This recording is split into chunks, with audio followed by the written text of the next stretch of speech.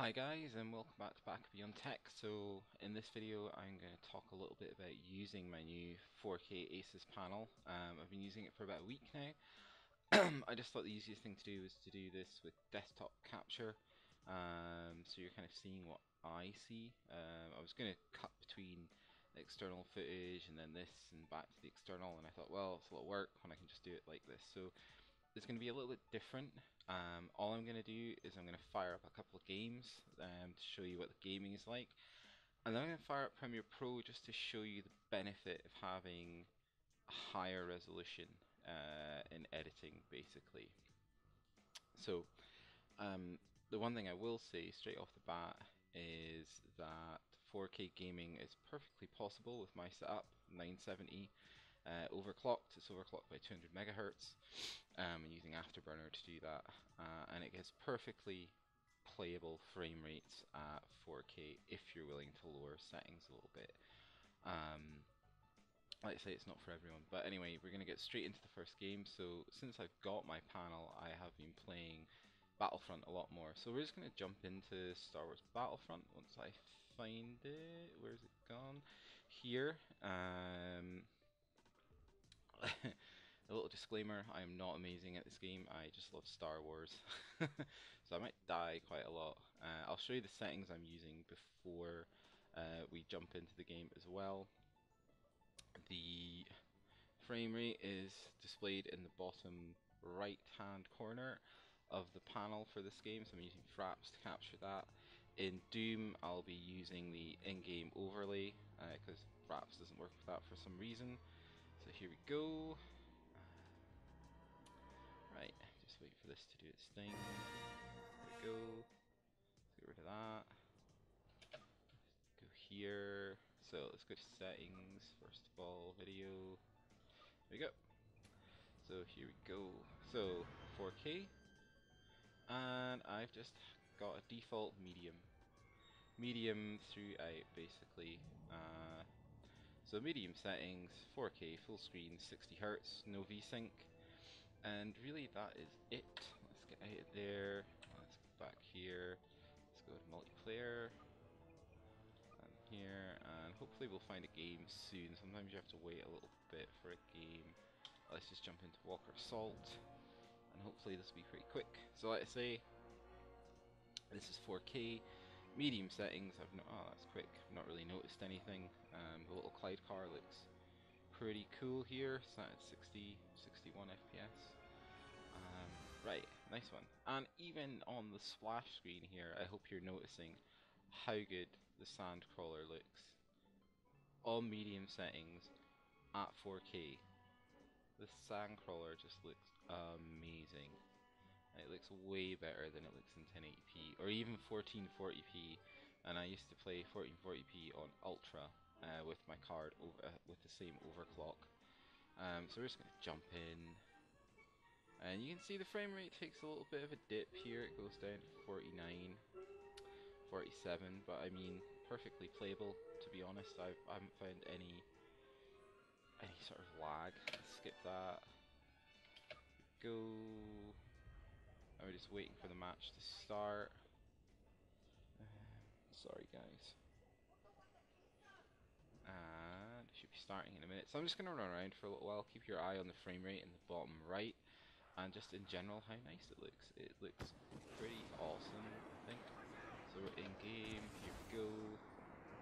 Like you can see, there's no kind of frame stuttering or anything like that. Oh, you bastard. So let's just go back. Around here, try and find some... Oh, not that one, that thing. Hard position sucks. Oh, and there's the fucking walker. Shit. Okay, there. I'm probably gonna die because I'm just kind of running around quickly. Oh, and that guy spotted me. Let's use that card. Dead. Nice one. Get over there. Oh, come on.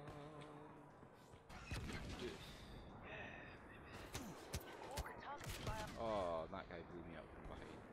So you can see we're sitting in the high 50s there in that cutscene. I didn't really notice notice what we were getting in the actual gameplay, but like I say, I'm not noticing any stutter that's making it unplayable. There's not a huge amount of orbital strike. Right, yeah, that makes it unplayable, and it looks amazing. It just looks so good. A lot of the time I get distracted. It took me a while to get used to this 4K with everything just looking so crisp. You know, pretty much. There we go. Anyway, let's jump out of this and we're gonna try Doom now. Yes. So there is an odd thing that happens with Doom, and I'll talk about that when we get into the actual game. But there's one slightly bizarre thing that happens with Doom that, to be honest, I only really noticed because basically I'm doing a review. If I wasn't reviewing, I probably wouldn't have noticed it. I wouldn't have been looking for an odd little thing to occur. But it's not a big deal, like I say. So here we go. Let's fire up Doom. So I'm running Doom in Ultra. I'm running it at 4K, and again I'm running it on medium settings. Now, for some reason, even though Doom is on an SSD on this machine, it still takes a little bit of time to load. I don't know why that is. It might just be an artifact of the AM3 Plus architecture that I'm on. I cannot wait for AM4 to come out in Zen, just so I can get an NVMe drive, basically, or an three SSDs are feeling slow to me now, and I never thought that would happen, but yeah, it's really quite slow at the moment. So, coffee, guys, right. Here we go. Okay. Come on, load up. Takes a little bit of time. It's kind of irritating. Yeah, I know. Photosynthesis warning. That's great. Photosensitivity. Photosynthesis is what plants do. But yeah, I mean, it just feels like it takes a while to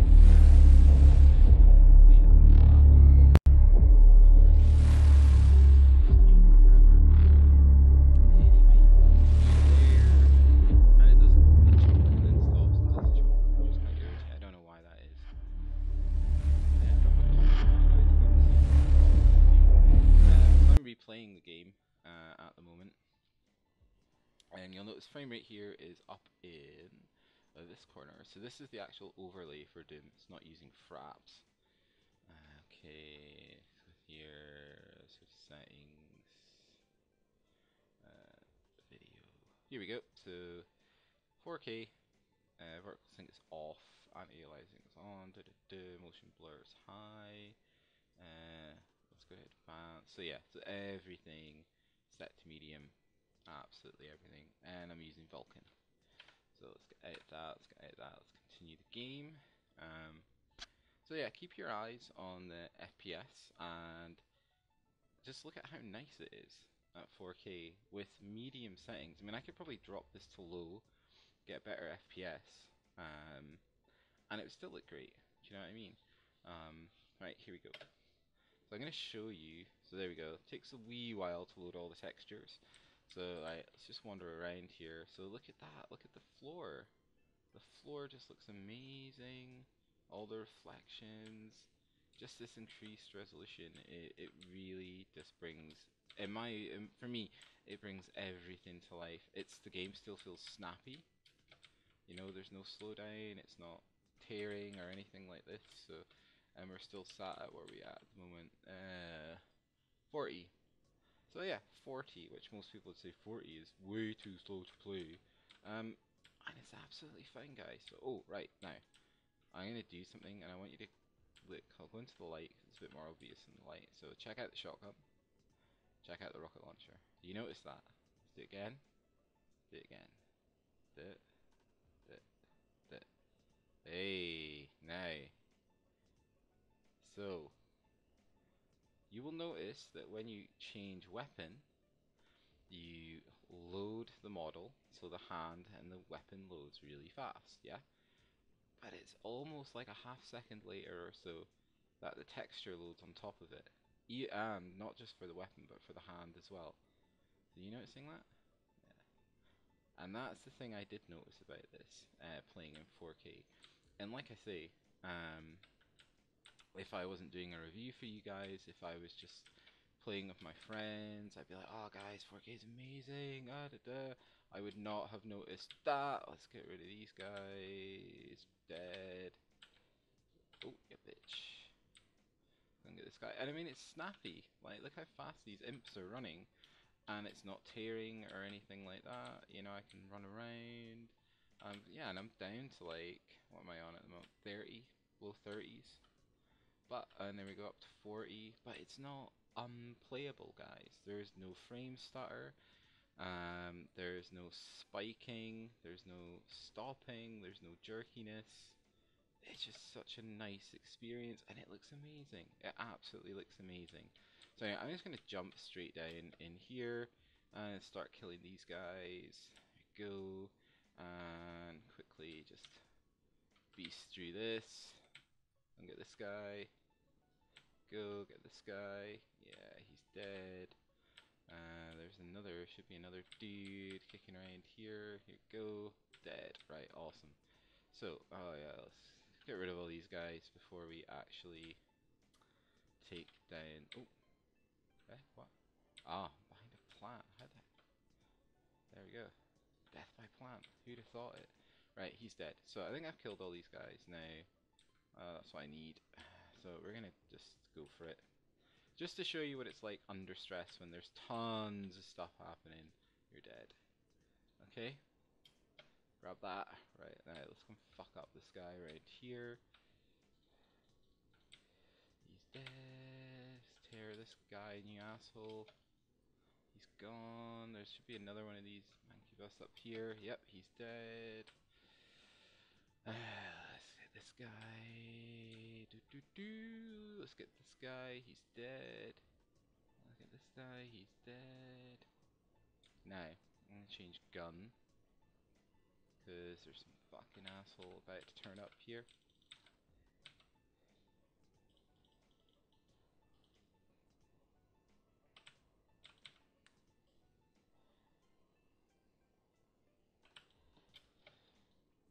Dead.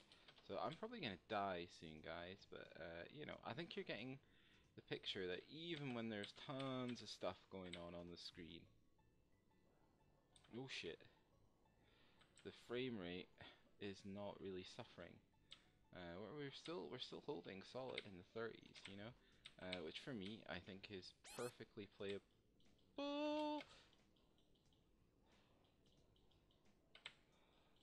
Yeah, I'm gonna die. Anyway, so there we are. We were in the kind of mid 30s, high 40s, and I think, yeah, just gonna exit. And I think you can say the gaming experience. So the gaming experience is fine. It's absolutely fine. It's fantastic. In fact, it's really good. I really enjoy it. I don't mind giving up some of the eye candy to keep my frame rate high enough. Although for a lot of people, they would say like mid 40s, high 50s, and even in Doom, you saw we were getting down to the 30s, mid 30s. That's just too slow for a lot of people. Whereas I would say it felt absolutely fine. It felt fine playing it. So yes, gaming at 4K is perfectly possible for most people, I would say, if you're willing to set your expectation correctly. So I'm using a 970. It's not high end card anymore. It is overclocked, but I'm getting reasonable frame rates out of this. And things like Doom, I could lower to low, and I would not notice the loss in fidelity because of the resolution increase. That's it. You know, things just look crisper. Things like anti-aliasing, I could just take off completely and I wouldn't notice it. It was running FX AA 2 times in Doom. I don't need it. I could remove that. But I just wanted to show you what it's like in a couple of popular games, just using the default settings, not going in and tweaking things. Like I could go in and tweak things and get a much better frame rate, but even just using that default setting that comes with the game at 4K, it's perfectly playable. Star Wars was perfectly playable on a 40-player map. I did not notice any lag or any slowdown or any screen tearing or stuttering. You know, it was absolutely fantastic. So we're going to jump into Premiere Pro now, guys, and I'll show you what I feel is the real benefit to me. Where's it gone? There we go. Premiere Pro, let's open it up. So this takes a little bit of time to open, unfortunately. Again, I don't really understand why it's on an SSD, but hey, it is what it is, and that's it. So yeah, I mean, gaming is a plus. It was difficult for me coming from a 1440p 1 millisecond 144 hertz G-Sync panel going to this. I did notice that drop in frame rate initially. There's no two ways about it. We'll just load up this because it's quite big. But I've adjusted to it, and I have to admit I would rather have.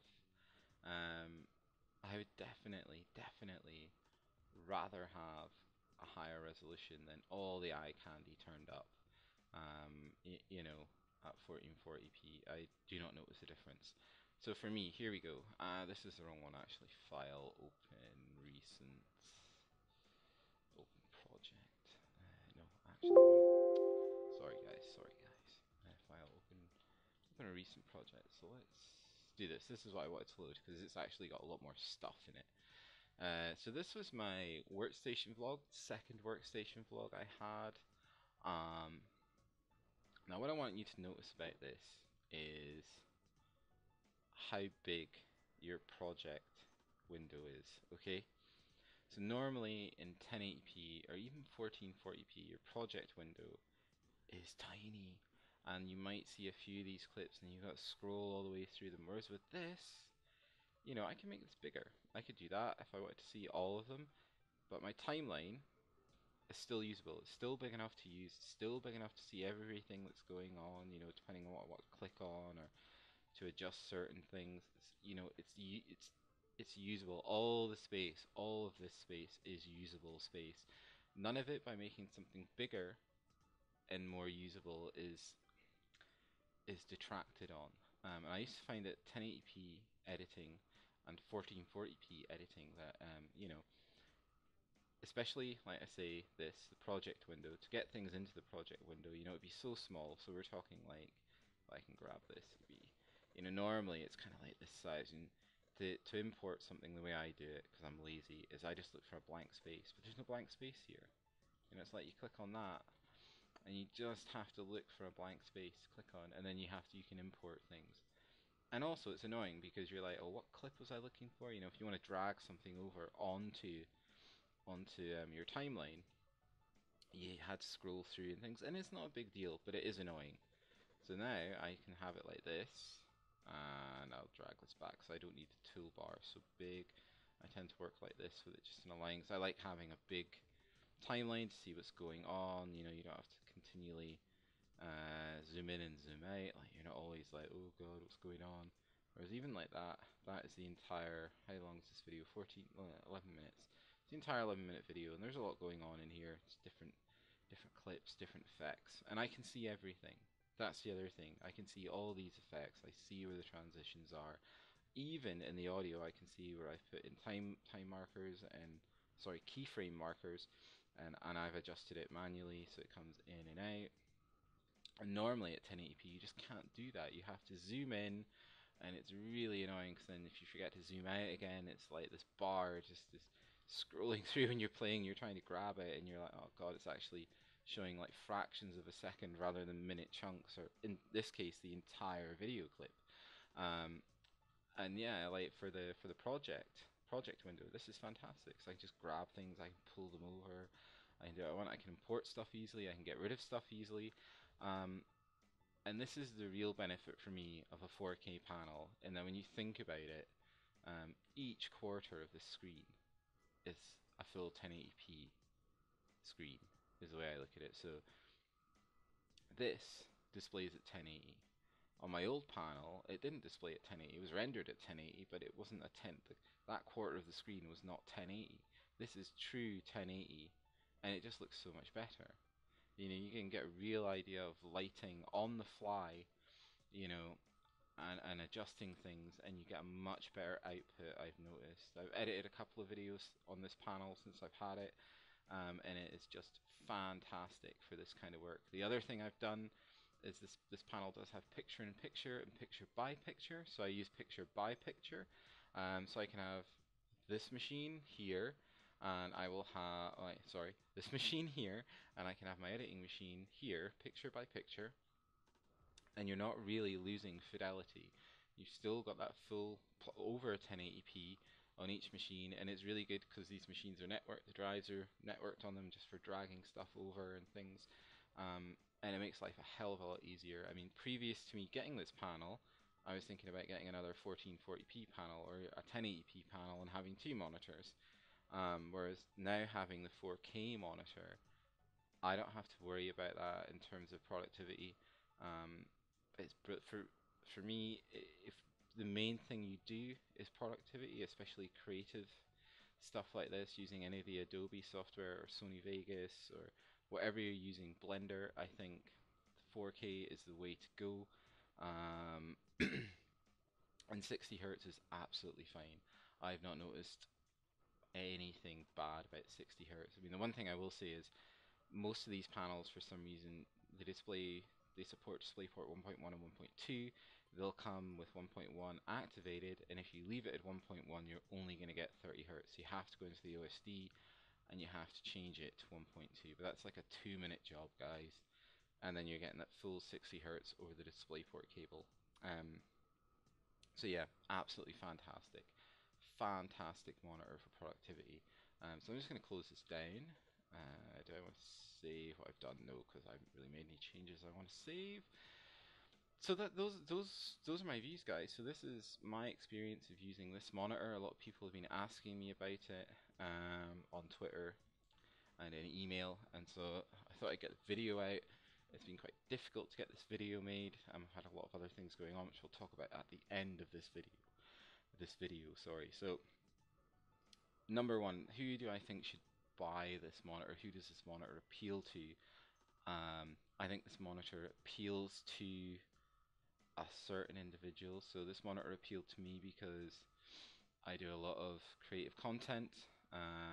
Number one, so the increased real estate, monitor real estate appealed to me for mainly productivity orientated things like Premiere Pro, Photoshop. It's absolutely fantastic in After Effects. You can have so many effects panels open before you actually start losing space on your video or your project. So that's fantastic. I think if you're a gamer, it's a great choice as well. There are better panels out there if you're a gamer. But I think the price point this comes in at, it's very compelling. You know, I can't remember what it. I got mine for £260, which is the real reason I bought it. You know, just because of the value you're getting there. But I think it retails at around about normally the sort of 340 mark, which I think is reasonable. You know, if you were to go out and buy a super fast 1440p panel with you know 144 hertz, and like mine with G-Sync included. I mean, my panel down here is super expensive, and I got that as a present, luckily last Christmas. But if I was to buy that, £400 plus, you know. So I think you're getting really good value with this panel. It's not without its compromises. It's a TN panel. That's up to you. I don't really notice a lack of vibrancy in color because it's a 10-bit panel. So I think that makes up for it, moving up from 1440p to 10K. I think 10-bit versus 8-bit, the whole IPS question goes away really. Like I say, I've not noticed an issue with color vibrancy. The other thing that, you know, viewing angle, that's the other thing that comes up. But I'm sat in front of my panel, this monitor, and so viewing angle, again, isn't an issue, is never going to be an issue for me. I'm sat in front of it, I'm never kind of working up at strange angles from it and things like that.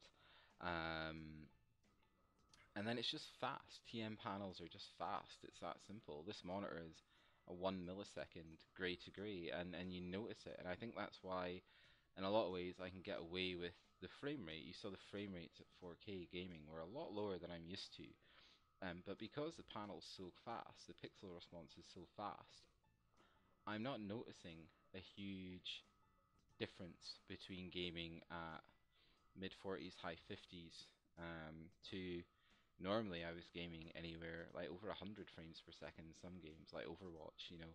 Um, so yeah, I've not really noticed a huge detrimental effect to my gaming. I mean, I didn't notice when I started using the panel, I was like, wow, there is a difference, you know. But after half an hour of using it, that just went away, and it just became such a beautiful thing to look at.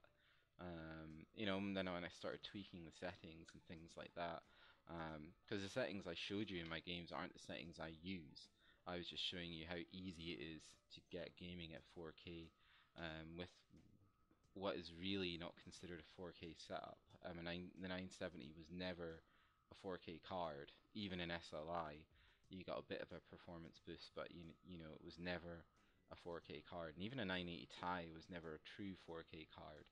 Um, but I think if you're looking for a 4K panel for the right reasons, and you have the right expectation of a 4K experience, which is what I had, you know, I didn't expect it to be. I didn't expect to be gaming at 60 FPS, but what I did expect was productivity to be a lot nicer, to have much better clarity, which I've got, less jagged lines, which is fantastic because of the pixel density on this particular panel. Um, and so I think if you look at it from that point of view, you're going to get a good deal, but I can't make that decision for you. I think, again, I'm in a different situation because I know in a few months that this 970, well, this entire rig is going to be changed for either an Intel i7 rig or a Zen based rig. But either way, that card's coming out, and either a Vega or more likely a GTX 1080 is going in there. So I know going forward, come the end of the year, I'm going to be able to push 4K no problems. So again, I don't have any worries about my current state in gaming. I'm having fun, and I know in a few months I'm going to be able to play at 4K comfortably because I have an upgrade planned. Now, not everyone can do that. Not everyone can drop, you know, £600 plus on a card. But like I said, you can pick a 970 up now for, I don't know, you should be able to get them for £170, I would have thought. And with a moderate overclock, I mean, I could push this card a lot harder than I am. You are able to game at 4K, no problem. You know, for those popular games like Overwatch, it kills Overwatch at 4K. It's not a problem at all. You know, you're sitting in the 50s, no problem. And the same with Battlefront, big maps, lots of people, lots going on, and it's an absolutely great experience. Um, so that's it, guys. That's my view on this panel. I love it. Those are all the pluses about it. There is one massive negative about this panel. Well, there's actually two that I have discovered. So I'm running both machines on this panel because it has multiple inputs. So number one I don't like is my rendering machine at the moment is running through HDMI. Now the card supports HDMI 2. This panel only supports HDMI 1.4, so it will not support 4K at more than 30 Hertz, which is annoying. So I'm currently running my rendering machine at 1440p. There are a couple of things I've been looking at getting it running at 4K, sharing the same DisplayPort input. It's been a slightly problematic, but I've got it working a couple of times. But really, you know, the thing is, if I'm editing, I just unplug the cable from this and plug it into that one. It's not really a big deal. But I have to admit that is a limiting factor. The connectivity is limiting. It only has one DisplayPort input, which is irritating. It should have two. But as I said in my previous video, this is quite an old panel, so you know, forgive it. It's still a very good panel. Also, I mean, this thing comes with speakers. I wouldn't use them. They're terrible. They're absolutely terrible. I use these. Oh, these are my headphones that I use for speaking. But these are what I use for. Oh, sorry, I've got cables everywhere, guys. These are what I use for gaming. These are my Sennheiser HD 650s, and these are absolutely killer for gaming. They're so good. They're reference headphones. I've done a video about these. All I can say is buy a pair if you've got the money. They're great, you won't regret it. I'll just get rid of all this crap. There we go. But the main drawback to this is the fact that the OSD buttons, input buttons, are on the back of the panel, and that is so irritating. I've gotten used to it, but I don't like it. Um, it is annoying. You do get used to it, but I think Asus could have done something better. They could have implemented something much better at a similar cost. I don't know why they chose to do that. I don't understand that. But that's it, guys. Those are the negatives for me. Connectivity is a pain. There are ways around it. I'm looking at a couple of things to get around that. But mainly it's that OSD. The OSD button, the input buttons on the back of the panel is so annoying. But I think the good things about this panel vastly outweigh the bad things. And like I say, I can't make the choice for you. All I can say is that if I was a gamer, I would not have bought this monitor. I would spend my money on a really good 1440p panel. That's it. If that's all I was doing, if all I was doing was gaming, that's what I would have done. But because I game and I do a lot of productivity and a lot of creative things with my machines as well, 4K was a natural progression for me. I wanted that increased resolution, and also, I'm willing in gaming to compromise, I suppose. And I think most people are. When you look at the Steam review, the Steam surveys of what most people are using, 80% of people are using graphics cards that sit in that $200, £200 bracket. They're not using high-end cards, and most people are still gaming at 1080p. So I think there's a lot of naysayers online about 4K, and I think there's a lot of myths about 4K online. That you need to be running, a Titan or dual 980s or a 1080 to play at 4K to have a good experience, and you just don't. You really don't. A 970, a decent 970 overclocked will run games at 4K. It might not run them, it might not max them out, it might not max out that frame rate at 60 Hertz, but you have a perfectly good, a perfectly playable experience. And the other nice thing about having a 4K panel like this is you have the option of dropping it down to 1440p and having a really good experience at 1440p. You can bump those settings up. You're going to get a higher frame rate. You're going to be sitting nearer to 60 hertz. I mean, you are limited to 60 FPS, 60 hertz, because that is the refresh rate of the panel, regardless of what resolution you play at. But that is a benefit to it. You get a 4K panel, you can do things in 4K. If you want a game, you can drop it down to 1440p, and you're still going to have a vastly superior experience, in my opinion, to playing at 1080p. So that's it. That's another plus. Well, guys, that's it for this video. It's been a bit longer than I thought, but just kind of talking about things. And like I say, I want to answer a few questions I got in the past week or so. So we're going to move on to some personal news. So my setup's actually going to be changing.